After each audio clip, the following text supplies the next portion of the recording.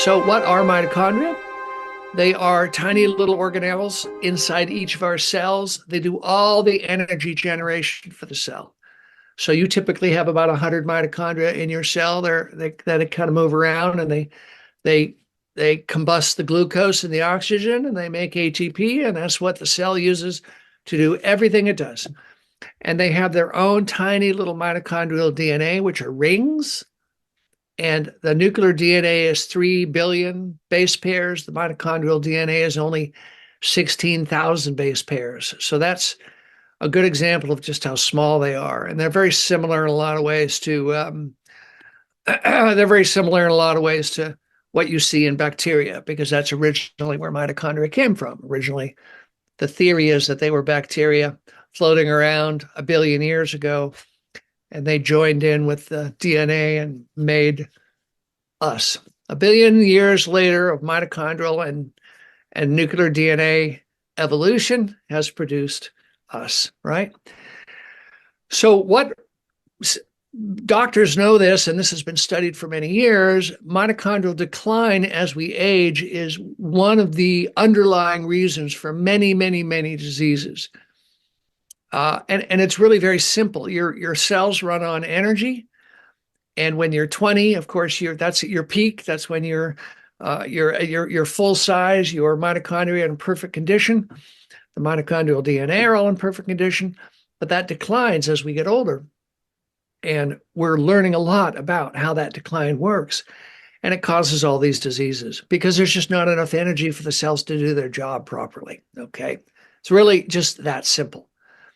You might have other reasons for getting diseases. You might be predisposed towards cardiovascular disease or Alzheimer's or any of these other things, diabetes, arthritis.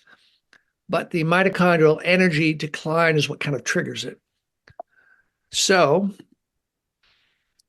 why do mitochondria decline? And this is something that we've actually been studying as part of our work. I just want to show you a mitochondrial DNA scan. And this actually is my mother, okay, who is now 94, who was kind enough to let me analyze her mitochondria. And what you're seeing here is actually the DNA structure of her mitochondria we got from a urine sample. Each gray line, you can kind of see these gray lines across. Each of those is one strand of mitochondrial DNA. We got about 500 of them, and we sequence them and we lay them in a plot. This is a very common way of doing it. And what you see here in this plot, of course, the genes, mitochondrial DNA encodes about 10 or 12 genes.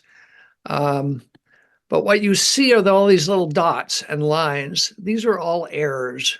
Okay, these are what we call damaged sectors. It's like sectors on a hard disk.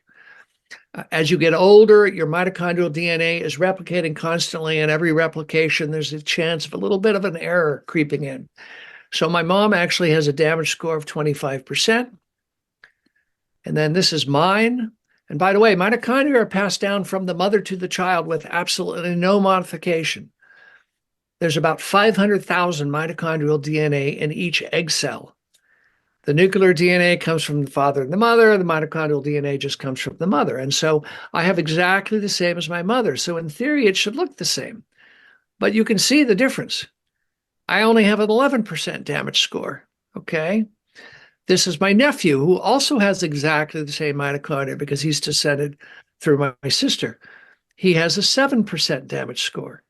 And so what we can do is we can look at the damage in the mitochondrial DNA, and we actually can see with a lot of massaging, we were able to get a line here that shows the decline over time. And it's actually at the point where you can almost predict at what point someone, if they manage to dodge all the other diseases of aging, there's a certain point when you hit the point where your mitochondria just can't do the job anymore. And that's when people they just fade away, and that's when they pass away of old age. Okay.